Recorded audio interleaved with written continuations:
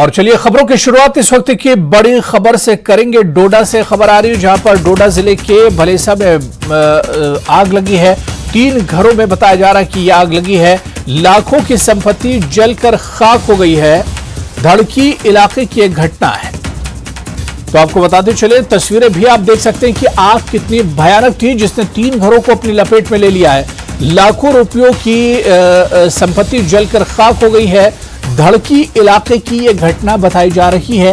और आग कितनी शदीद थी, कितनी खौफनाक थी, आप तस्वीरों के जरिए समझ सकते हैं, जिसकी लंबी लंबी लपटें आसमान छू रही थी। धुआं ही धुआं आसमान में नजर आ रहा था।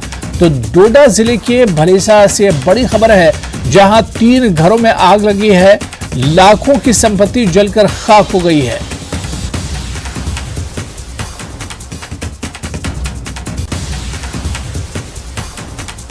और चलिए इस खबर पर और बातचीत करेंगे। हमारे सहयोगी फिरदौस फोन लाइन पर हमारे साथ जुड़े हुए। फिरदौस, किस टाइम की ये वारदात है और इस वक्त हालात क्या हैं? क्या आग पर काबू पाया गया है?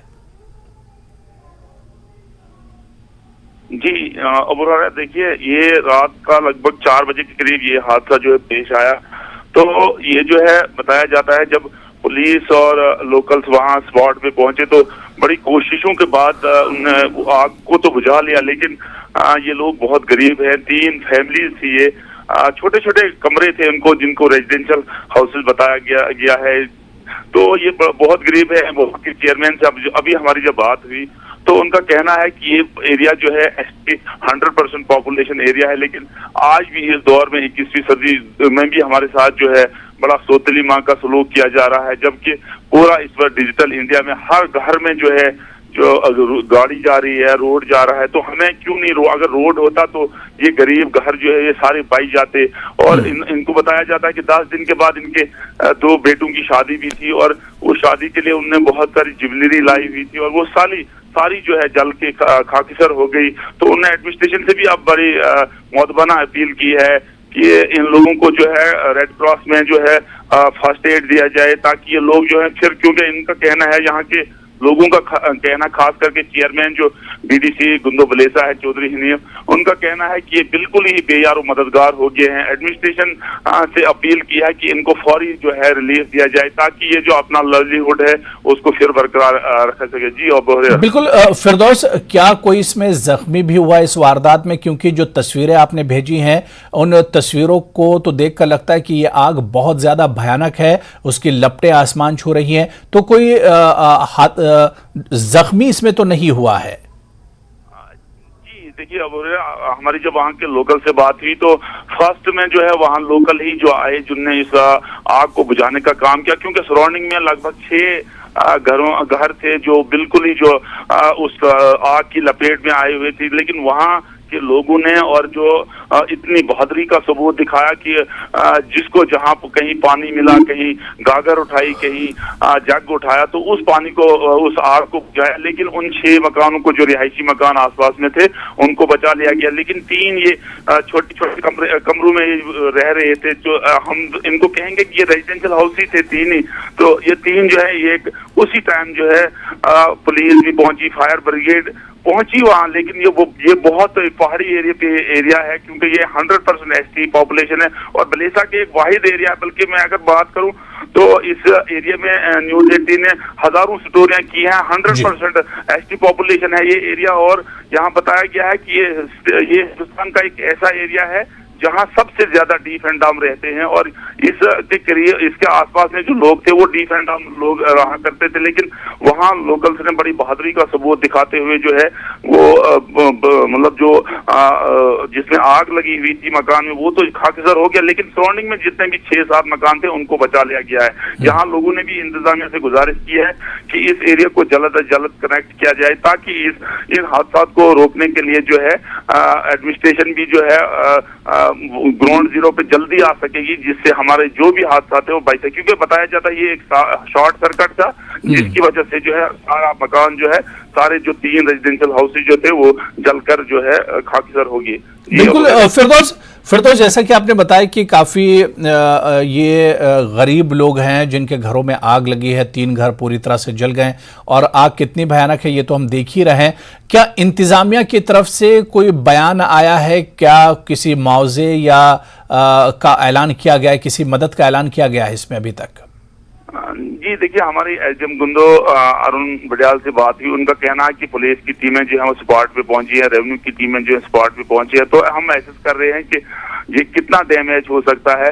और देखा गया है कि एडमिनिस्ट्रेशन जो है फर्स्ट में ये करती है कि उनको बसाने के लिए, उनका जो है रिहाइश का इंतजाम करने के लिए एडमिनिस्ट्रेशन को अल्टरनेट देखती है। तो एडमिनिस्ट्रेशन की टीमें जो है वो अभी स्पॉट पे पहुंची हुई, वो कोशिश कर रही हैं कि हम जो है इनको रेड क्रॉस में से फर्स्ट एड कुछ दे दे ताकि इनको बसाने के लिए, इनका रिहाइश का इंतजाम करने के लिए कोई और अल्टरनेट देखा जाए, क्योंकि वहाँ जो सराउंडिंग में एरिया है वो सारे उनके रिलेटिव।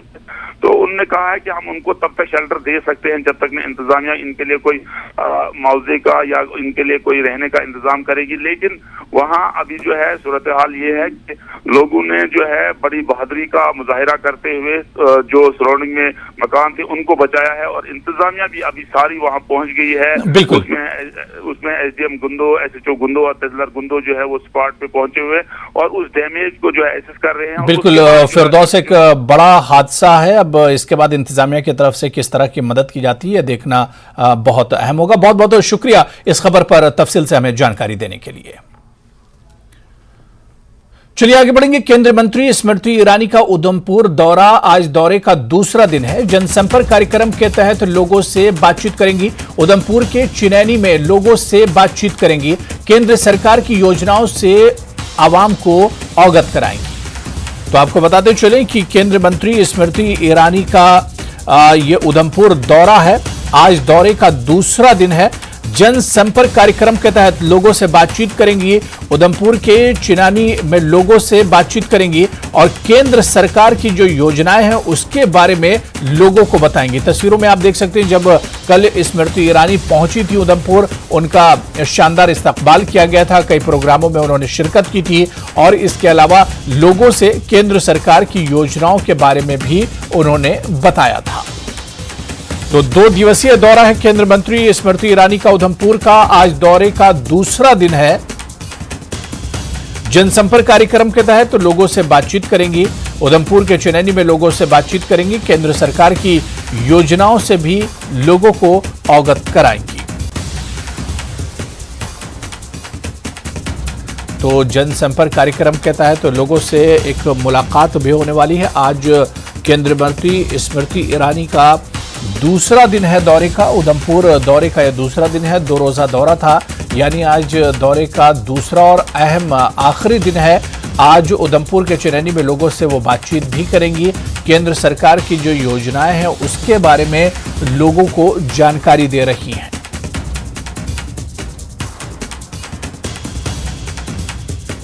तो केंद्र मंत्री स्मृति ईरानी का उधमपुर का ये दौरा है, आज दौरे का दूसरा दिन है। जनसंपर्क कार्यक्रम के तहत लोगों से बातचीत करेंगे और सीधे हम अपने सहयोगी सुरेंद्र के पास चलेंगे। सुरेंद्र, आज स्मृति ईरानी के दौरे का दूसरा दिन है, कल वो उधमपुर पहुंची थी। आज क्या कुछ उनका शेड्यूल रहेगा, क्या कुछ प्रोग्राम रहेंगे? देखिए रेरा जी, कल जो स्मृति ईरानी है वो कल उधमपुर के दौरे पे, 2 दिन के दौरे पे थी। तो कल उन्होंने उधमपुर में ये प्रोग्राम किया था। वहाँ पे डीडीसी बीडीसी के साथ मीटिंग और डिस्ट्रिक्ट एडमिनिस्ट्रेशन के साथ मीटिंग्स की थी और उसके बाद एक और प्रोग्राम वहाँ पे किया था आश्रम में, बाल आश्रम में, वहाँ जाके बच्चों से मिलनी थी। तो आज का उनका प्रोग्राम जो है वो आउटरीच प्रोग्राम जो गवर्नमेंट ऑफ इंडिया ने शुरुआत की है, खासकर जम्मू कश्मीर के लिए, कि बाहर की जो मिनिस्टर्स लोग आते हैं वो लोगों के इश्यूज को सुनते हैं। तो आज इनका प्रोग्राम चिनैनी में है। वहाँ पे केवी स्कूल में, वहाँ पे जितने भी सराउंडिंग एरिया के सरपंच और एडमिनिस्ट्रेशन के लोग आएंगे और उनसे ये बात करेंगे। सुरेंद्र, कहा जा रहा है कि स्मृति ईरानी केंद्र सरकार की जो योजनाएं हैं उसके बारे में भी लोगों को अवगत करा रही हैं, उसके बारे में भी बता रही हैं। जी देखिए, जिस तरह की कल की मीटिंग उनकी हुई है, तो जितनी भी डेवलपमेंट वर्क्स जो गवर्नमेंट ऑफ इंडिया की जो सेंट्रल स्पॉन्सर स्कीम जो स्कीम्स हैं वो किस तरह से ग्राउंड पे इम्प्लीमेंट हो रही हैं या नहीं हो रही हैं, उसकी पूरी समीक्षा उन्होंने कल की है। चाहे जेजेएम की बात हो, हेल्थ सेक्टर की बात हो, और गवर्नमेंट वर्क्स जो हैं वो सेंटर से जो फंडिंग्स आती हैं, जैसे पीएमजीएसवाई की रोडों की बात हो, नवाज की रोड्स की बात हो, तो जितने डेवलपमेंट वर्क्स जो चल रहे हैं खासकर जम्मू कश्मीर के लिए, तो उन्होंने उस पे ऊपर बिल्कुल एक एडमिनिस्ट्रेशन के साथ मिलकर बात की है कि इन जो प्रोजेक्ट जो सेंटर की स्कीम्स आती हैं उसको किस तरह से ग्राउंड तक पहुंचाया जाए, और जो स्कीम चल रही है उसका उन्होंने जायजा लिया है कि वो क्या पहुंच रही है, लोगों को उसका फायदा हो रहा है। उसी के तहत जो आज का भी उनका प्रोग्राम जो है, आउटरीच प्रोग्राम है, उसका भी मेन मकसद यही है कि जो इश्यूज होंगे, जो हमारे पंचेस होते हैं, खासकर ग्राउंड लेवल पे जो लोग होते हैं, पंचेस होते हैं, वीडीसीस हैं, डीडीसीस हैं, तो किस तरह से जो सेंटर की स्कीम्स आती हैं वो उन तक पहुंच रही है, उसी के आज भी वो जानकारी इस आउटरीच प्रोग्राम में लेंगी। बिल्कुल सुरेंद्र, हमने कल भी देखा था कि स्मृति ईरानी जब उधमपुर पहुंची हैं तो वहां पर जनसंपर्क किया था, लोगों से मुलाकात की थी, और जैसा कि आपने बताया कि आज भी जनसंपर्क कार्यक्रम है, लोगों से मिलेंगी और बातचीत करेंगी। जिस तरह से आपने बताया कि केंद्र सरकार के डेवलपमेंट की जो स्कीमें हैं उसके बारे में लोगों से बताएंगी, तो आज भी जो उधमपुर के लोकल जो आवाम है, जो पब्लिक है, उन तक पहुंचेंगी स्मृति ईरानी। जी जी, क्योंकि जो उधमपुर हेडक्वार्टर है, डिस्ट्रिक्ट हेडक्वार्टर है, वो उसमें काफी दूर दराज इलाके भी आते हैं। जैसे आज की बात करें हम लोग, चनैनी का जो एरिया है वो एक तहसील है, लाटी वहाँ की एक तहसील है, कुछ एरिया बसंतगढ़ का उसके साथ जुड़ता है, तो वो लोग उधमपुर में नहीं पहुंच पाते थे क्योंकि वहाँ के जो पंचेस हैं उनको उधमपुर आना काफी दूर हो जाता था। तो उन्होंने प्रोग्राम ही जो आउटरीच है वो चनैनी में रखा ताकि वहाँ के लोकल लोग और वहाँ के जो पंचेस हैं, बीडीसीस हैं, वो वहां तक पहुंच पाए, ताकि वो अपने इश्यूज उनके सामने रख पाए और उन इश्यूज को कैसे सॉर्ट आउट गवर्नमेंट करती है। जे स्मृति ईरानी जी का कल भी रहा, उन्होंने बराबरली जो एडमिनिस्ट्रेशन के लोग तो उनको हदायत दी है कि जो स्कीम्स आती हैं उनका सही तरीके से लोगों को फायदा हो। आज भी उनका प्रोग्राम एज इट रहेगा और ऐसे ही उनके जो प्रोग्राम आउटरीच है उसमें ये लोगों से इश्यूज सुनेंगी, पंचेस इश्यूज सुनेंगी और एडमिनिस्ट्रेशन के लोग वहां बैठे होंगे। कुछ इश्यूज ऐसे होते हैं वो वहीं पे हल किए जा सकते हैं, वो भी हल हो रहे हैं, और आगे जो बड़े प्रोजेक्ट हैं वो किस तरह से आगे लेके गवर्नमेंट लेके जाए उसी के साथ उनका कल भी रहा, तो आज भी वो उसी तरह से काम करेंगे। चलिए, बहुत बहुत शुक्रिया सुरेंद्र सिंह हमारे साथ जुड़ने के लिए और इस खबर पर तफसील से बातचीत करने के लिए। एक बार आगे बढ़ेंगे, पुंछ से बड़ी खबर है जहां सुरक्षा व्यवस्था कड़ी की गई है। G20 की बैठक से पहले सतर्कता बरती जा रही है। चौक चौराहों पर सीसीटीवी कैमरे लगाए गए हैं। जिले में 24 घंटे चौकसी बरती जा रही है। हर आने जाने वाले पर नजर रखी जा रही है। जगह जगह नाके लगाए गए हैं। गाड़ियों की तलाशी ली जा रही है। ड्राइवरों से उनके लाइसेंस और वेरिफिकेशन किया जा रहा है। तो पुंछ में सुरक्षा व्यवस्था कड़ी कर दी गई है क्योंकि सरहदी इलाका है, इस वजह से यहां पर ज्यादा चौकसी बरती जा रही है। G20 की बैठक के पहले सतर्कता बढ़ा दी गई है। चौक चौराहों पर सीसीटीवी कैमरे लगाए गए हैं।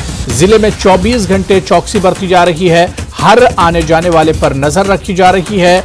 सीसीटीवी कैमरे के जरिए, जैसे तस्वीरों में भी आप देख सकते हैं कि अलग अलग चौराहों पर सीसीटीवी कैमरे लगे हुए हैं और कंट्रोल रूम में उन पर नजर रखी जा रही है। इसके अलावा चेक पॉइंट्स बनाए गए हैं और हर गाड़ी की तलाशी ली जा रही है। जो ड्राइवर्स हैं, जो सवारी हैं, उनका वेरिफिकेशन किया जा रहा है, उनके बारे में जानकारी हासिल की जा रही है। तो G20 की बैठक से पहले सिक्योरिटी बंदोबस्त चाको चौबंद किए गए हैं। चौक चौराहों पर सीसीटीवी कैमरे लगाए गए हैं। जिला पुंछ में 24 घंटे चौकसी बरती जा रही है। तो पुंछ में सुरक्षा व्यवस्था कड़ी कर दी गई है।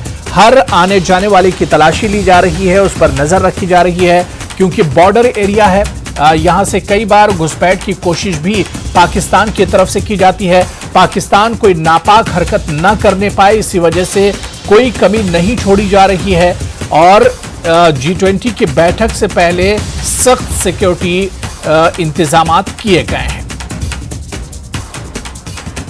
कश्मीर में अगले हफ्ते होने वाली G20 बैठक को लेकर जहां पूरे जम्मू कश्मीर में हाई अलर्ट है और सुरक्षा के कड़े बंदोबस्त किए गए हैं। वहीं सरहदी जिला पुंछ में भी जो है सुरक्षा के कड़े बंदोबस्त किए गए हैं। बड़े पैमाने पर तलाशी अभियान जारी है और पुंछ शहर की तरफ आने वाले सभी नाकों पर और चौक चौराहों पर जो है बड़ी संख्या में पुलिस, एसओजी और सीआरपी के जवान जो है तैनात हैं और आने वाली गाड़ियों की जांच कर रहे हैं और देख रहे हैं कि कहीं कोई संदिग्ध व्यक्ति नजर आता है तो उसकी जांच की जाती है और जांच के बाद ही गाड़ियों को आगे बढ़ने दिया जाता है, क्योंकि सुरक्षा को लेकर यहाँ कड़े बंदोबस्त किए गए, क्योंकि जहाँ पर काफ़ी जो है जो थ्रेट्स हैं इस G20 को लेकर और पुंछ के अंदर विशेष करके जो नियंत्रण रेखा से जुड़ा हुआ इलाका है वहाँ पर जो है काफ़ी पुख्ता बंदोबस्त किए गए हैं सुरक्षा के और बड़े पैमाने पर जो है सुरक्षा बल जो है दिन रात यहाँ पर लगे हुए हैं। आपको बता दें कि इसके साथ ही जो है सुरक्षा को देखते हुए कई चौक चौराहों पर कैमरे भी लगाए गए हैं, जहाँ पर कैमरों से भी नजर रखी जा रही है ताकि आतंकी अपनी किसी नापाक हरकत को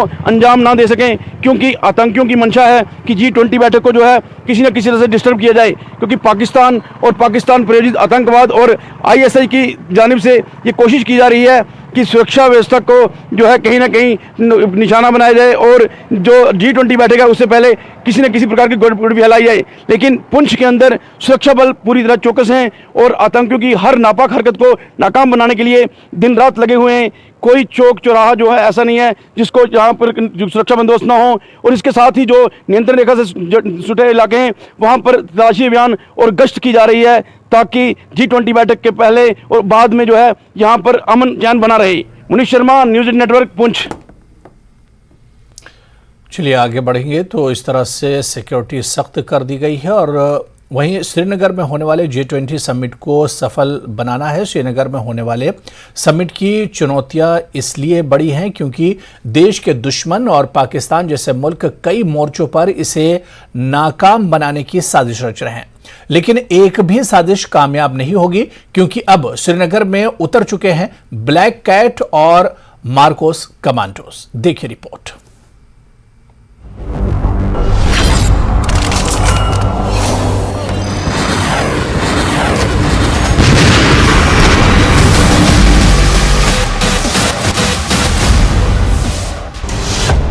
लाल चौक पर काले कपड़े वाले कमांडोज,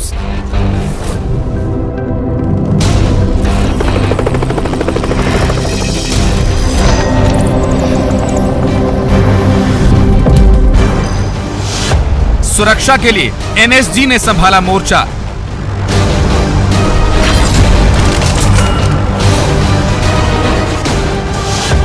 न नजर से बचेंगे न गोली से बचेंगे दुश्मन।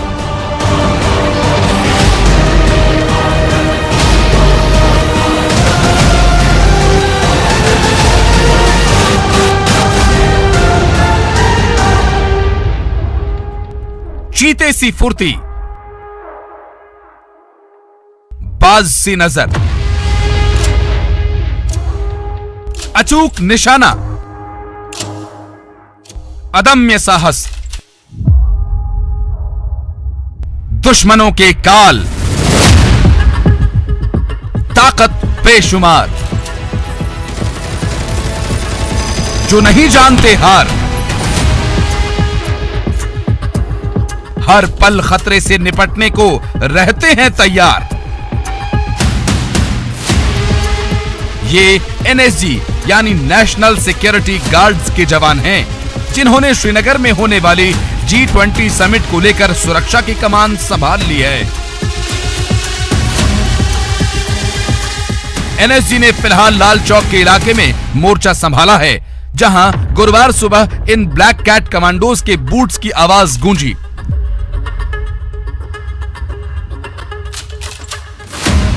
NSG की टीम लाल चौक इलाके में CRPF के जवानों की एक टीम के साथ उतरी।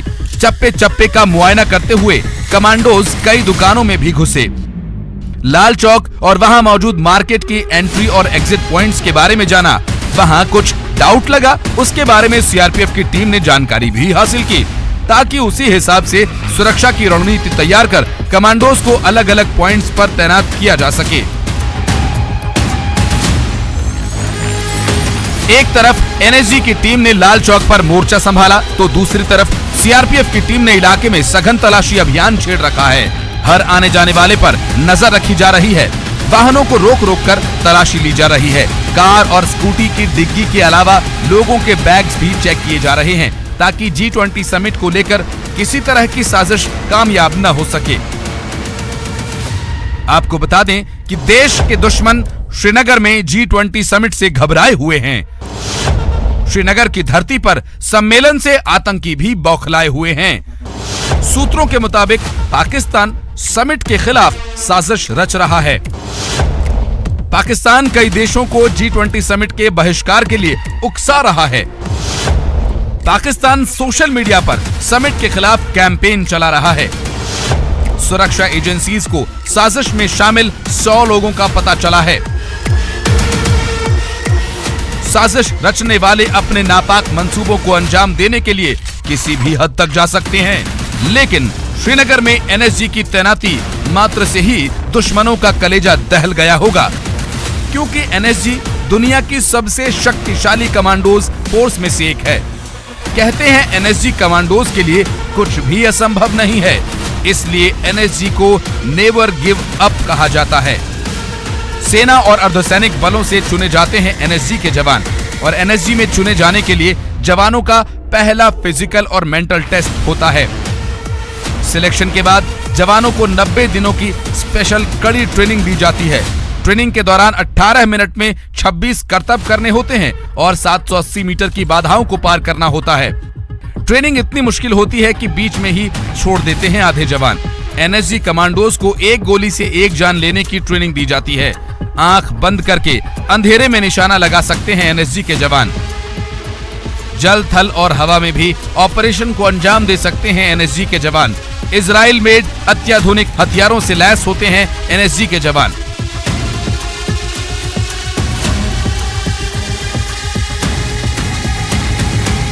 NSG का एक जवान सेना और दूसरा फोर्स के जवानों से कई गुना क्षमता रखता है, क्योंकि उनकी ट्रेनिंग कई गुना ज्यादा सख्त होती है।